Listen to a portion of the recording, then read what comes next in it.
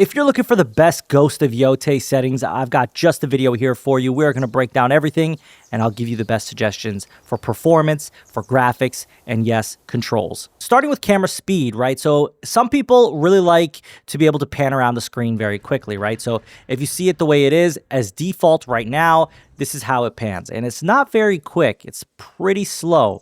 It does ramp up acceleration as you hold it, but it's really not that quick. Now, once we change it, and we go to fast, you'll notice the difference here. It does get a lot faster, which is ideal for me personally. And especially in a situation where you're fighting a bunch of enemies, you're going to want to be able to pan that camera very quickly. And for me, my preference would be fast for camera speed. But if you want to default, it's not a bad in between. Of course, there's also slow and cinematic. If you want to see what cinematic is like, I'll show you here as well, where it's pretty slow still, but I guess if you were doing some sort of camera work, or maybe you're trying to make a video or something like that, maybe in this case it would be useful. But in my use case, I just feel like fast is probably the best option. So to recap, fast, ideal for being able to react quickly to different scenarios.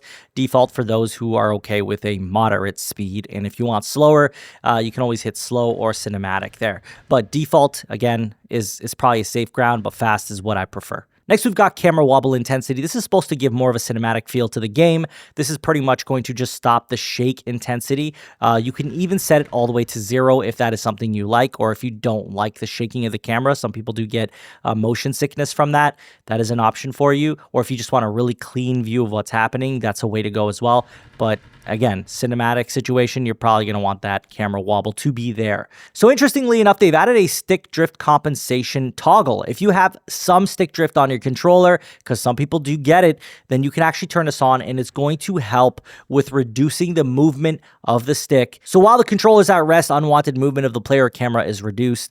Hopefully, in some cases, completely reduced, but there are situations where I'm sure if stick drift is pretty bad, that it's not going to be completely able to compensate it. So that is an option there for people who have stick drift. And that does it for controller settings. Moving on to gameplay settings, we've got the difficulty. And there are a lot of options here for difficulty, right? There's casual, easy, medium, hard, lethal, and then custom, where you can further tune the settings here, and you've probably seen something like that in like games like The Last of Us, for example. Starting with casual, you're looking at pretty much no challenge at all. Easy, still very minimal challenge. On medium, it's probably what the developers wanted you to experience the game as. And then you've got hard, which is going to probably require a lot more effort.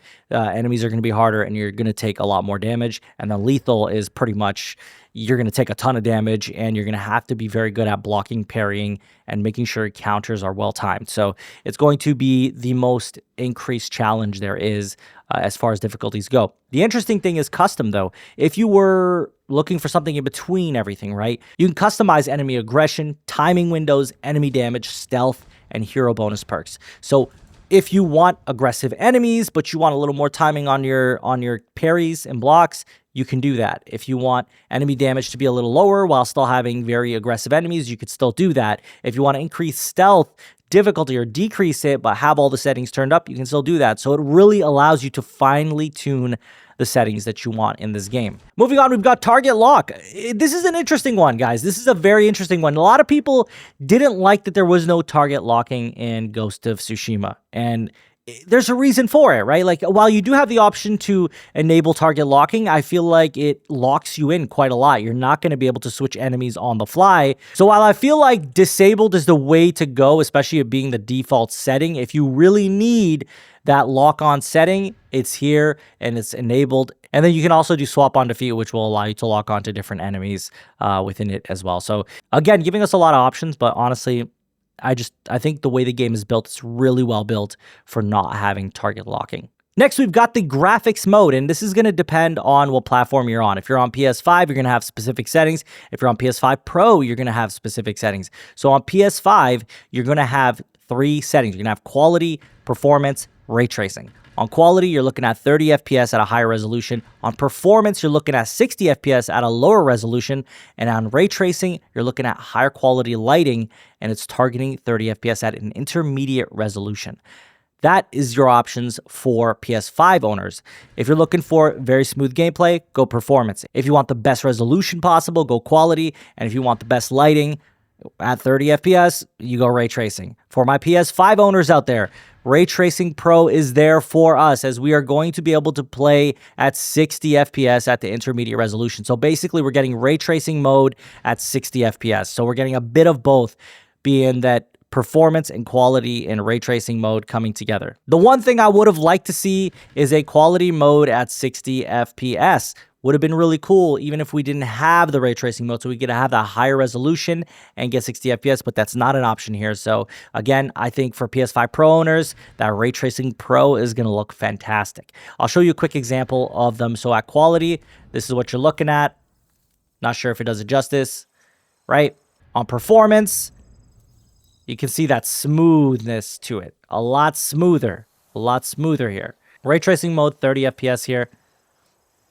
And lastly, Ray Tracing Pro, which to me looks a lot better because it's even smoother. Gorgeous, absolutely gorgeous.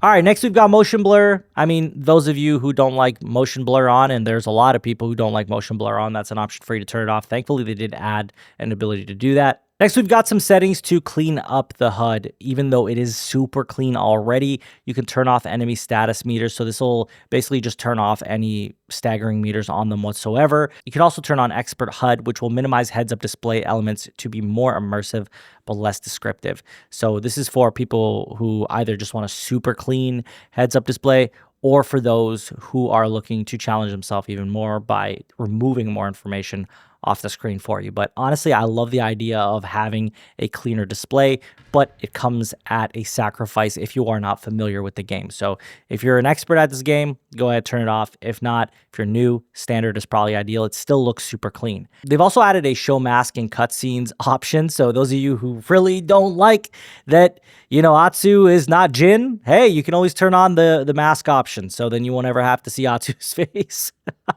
Sounds wild, but yeah, that is an option there for you guys if you want to turn that on as well. Another cool option they added is what you will see on Atsu's back. And so you have the option of having nothing, having the shamisen, having the last used thing, or last melee only. And I think that that's a great option for those looking to maybe get a certain aesthetic feel for their character. So that's there for you as well. Now, lastly, we've got some accessibility settings, obviously very important for those of us looking to simplify the game for ourselves with monotonous things, or for those of us just looking to make things a little bit better, right? So subtitle backdrops are available for those who want it easier to read subtitles.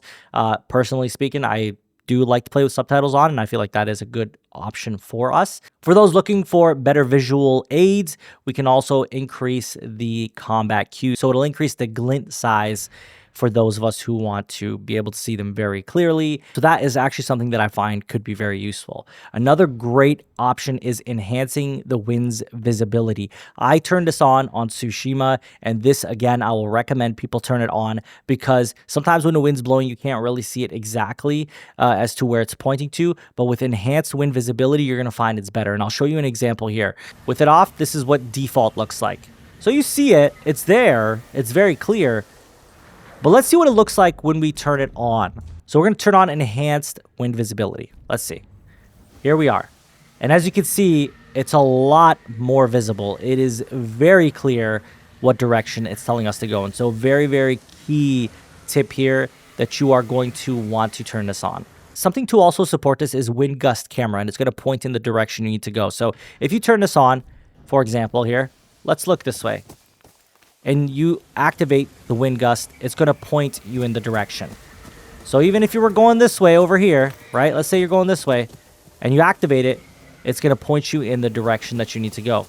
So for those of us who like to be guided a little more, that is an option for you as well, and it'll actually help you get where you're trying to go. I know there are those who don't like it, but it really is great that they have an option for people who do. There are a few options in here that'll make the game a little bit easier, like cutting the bamboo, for example, where it'll allow you to simplify the rapid button presses because you do need to be pretty quick on them. And for those of us who are a little older, maybe you want them simplified, but if you are up for the challenge, default is very doable, but again, does require timing and memory of knowing exactly what buttons to press in what order. So it's an option there. Aim assist is the last thing I'd probably look at. If you want some simplified aiming, you can turn that on. It'll just make it a lot easier to aim. But again, it does take difficulty away from the game. And there you have it. Those are the recommended settings for the best graphics, best controls, and the best performance. Let me know if you guys have any tips of your own in the comments below. As always, if you enjoyed the video, hit the like button, subscribe for more Ghost of Yotei guides, and share the video to help grow our community. I thank you all for watching. Take care.